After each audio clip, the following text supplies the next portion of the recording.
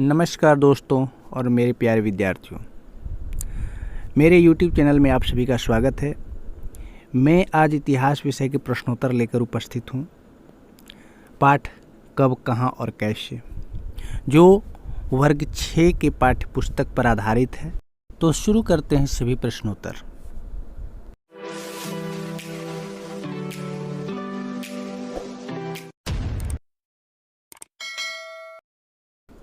तो चलिए सबसे पहले देखते हैं रिक्त स्थानों की पूर्ति कीजिए।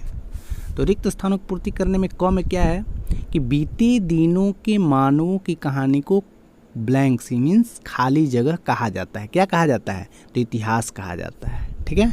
नेक्स्ट देखते हैं, भारत देश का एक अन्य नाम खाली जगह भी है। क्या है? हिंदुस्तान। नेक्स्ट, खाली जगह भारत का सबसे पुराना धर्म ग्रंथ है। कौन सा पुराना धर्म ग्रंथ है भारत का? तो वेद।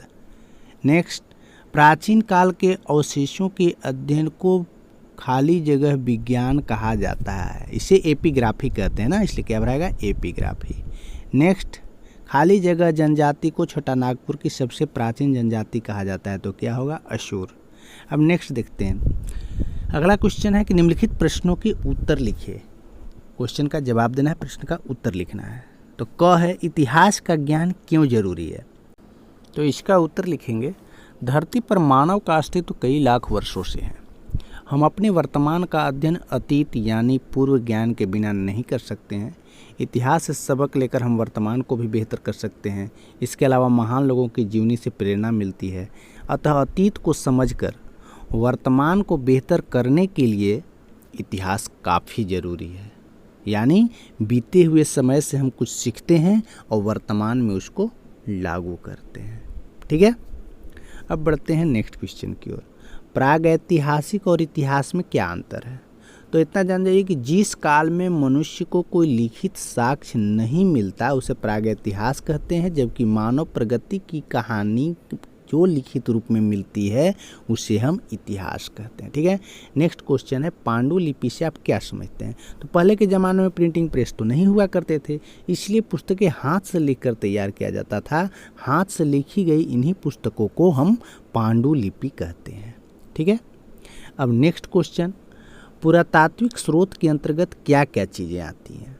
तो पुरातात्विक स्रोत के अंतर्गत स्मारक आती हैं, सिक्के आती हैं, मिट्टी के बर्तन आते हैं, पत्थर आते हैं, धातु के औजार आते हैं, प्रतिमाएं आती और अन्य प्रकार की सभी चीज़ें जो खुदाई के दौरान मिलती है अवशेष के रूप में, तो वो क्या कहलाते हैं? पुरातात्विक स्रोत कहलाते हैं।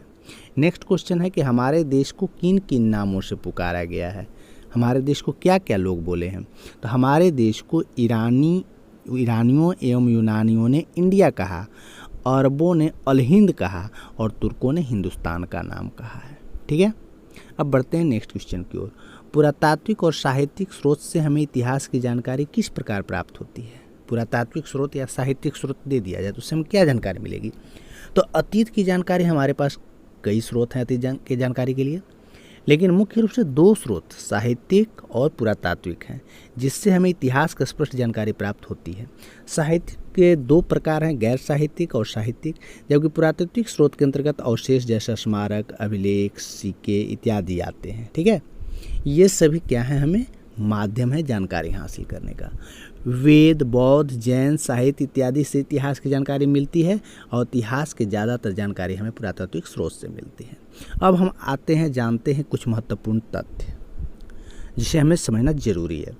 तो वो क्या है कि इतिहास 3 शब्द से मिलकर बना है। इति प्लस ह प्लस आस से मिलकर बना है, जिसका अर्थ होता है ऐसा निश्चित रूप से हुआ है। अब देखते हैं आगे, अगला स्लाइड है। भारतीय इतिहास के स्रोत, दो स्रोत हैं, साहित्यिक और पुरातात्विक। साहित्यिक में धार्मिक साहित्य आते हैं, गैर धार्मिक आते हैं। ठीक है। और पुरातात्विक में स्मारक आते हैं, अभिलेख आते हैं और सिक्के आते हैं। ठीक है। अब देखते हैं अगला स्लाइड। अगले स्लाइड में झारखंड के नाम के बारे में बताया गया है कि झारखंड के नाम भी समय समय पर प्राचीन काल से बदलते आया है। ठीक है। पहले इसका नाम जो है सो एतव ब्राह्मण में पुंड्र प्रदेश मिलता है, वायु पुराण में मुरंड, विष्णु पुराण में मुंड, भागवत पुराण में किकट प्रदेश, महाभारत के दिग्विजय पर्व में झारखंड को पुंडरिक देश व पशु भूमि कहा गया है और अब इसे वर्तमान में हम सभी झारखंड कहते हैं। ठीक है।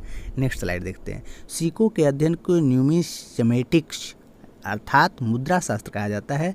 दक्षिण भारत में पांडुचेरी नामक यानी अरिकमेडु पांडुचेरी में है नामक स्थान की खुदाई में रोमन सिक्का मिले हैं, जिससे प्राचीन काल में रोम तथा दक्षिण भारत के बीच व्यापारिक संबंध का पता चलता है। ठीक है, नेक्स्ट स्लाइड में यूनान के प्राचीन लेखक हेरोडोटस को इतिहास का पिता कहा जाता है। याद रखिएगा, इंपॉर्टेंट क्वेश्चन है कि यूनान के प्राचीन लेखक इतिहास का पिता किसे कहते हैं, तो हेरोडोटस को कहते हैं ना। अब देखते हैं अगला स्लाइड। अगला स्लाइड में है अशोक के उत्कीर्ण लेखों को सबसे प्राचीन माना जाता है। याद रखिएगा, प्राचीन माना जाता है अशोक के उत्कीर्ण लेख को। उसके अभिलेख ब्राह्मी, खरोष्टी, अरमोइक लिपि में है।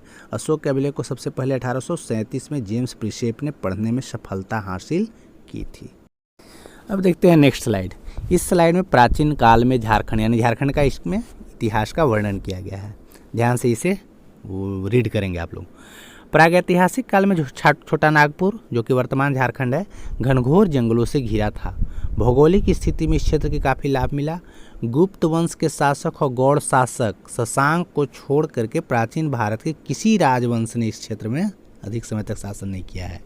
झारखंड के विभिन्न जिलों में पाषाणकालीन औजार और उपकरण बड़ी मात्रा में प्राप्त हुए हैं। पुरातत्वविदों के अनुसार झारखंड में आदिकाल से मानव रहते आए हैं। हजारीबाग जिले के इसको में एक समस्त शिलाखंड पर एक प्रागैतिहासिक मानव द्वारा की गई चित्रकारी का नमूना मिला। इससे साबित होता है कई स्थलों से कुल्हाड़ी, फलक, बेघनी, खुरचनी, बेधक, दक्षिणी और पत्थर के और निर्मित हथियार प्राप्त हुए हैं। छोटा नागपुर में असुर जनजाति सबसे पुरानी जनजाति है, इसको याद रखिएगा। उस समय की ईंट भी पाई गई है, जिसकी ईंट की लंबाई 17 इंच, चौड़ाई 10 इंच और मोटाई 3 इंच है। ये असुर सभ्यता की एक कोटि थी प्रागैतिहासिक, याद रखिएगा इस चीज़ का। इसके अलावा मुंडा उरांव आने के पहले इन लोग यहाँ पर आए हुए थे। कौन? असुर जाति ना। इनकी एक भिन्न सभ्यता विकसित थी। संभव है कि यह सभ्यता उन्हीं की रही होगी जो असुर जनजाति की थी। प्राचीन काल में झारखंड से होकर वर्तमान उड़ीसा, मध्य प्रदेश और उत्तर प्रदेश तक अनेक रास्ते थे। उन मार्गों से सेना, व्यापारी और तीर्थयात्री गुजरते थे। तो विद्यार्थियों, आज हम पूरा प्रयास किए हैं। सभी प्रश्नों के उत्तर सरल भाषा में बताया गया और कुछ एडिशनल जो बुक से था उसको भी मैं बताने का प्रयास किया। तो आज के लिए इतना ही। अगर अच्छा लगे तो कमेंट बॉक्स में ज़रूर लिखें और चैनल को सब्सक्राइब ज़रूर करें ताकि आपको लेटेस्ट वीडियो हमारा मिलते रहे। वीडियो देखें अंत तक, इसके लिए आप सभी को धन्यवाद। फिर मिलते हैं अगले दिन एक नए वीडियो के साथ।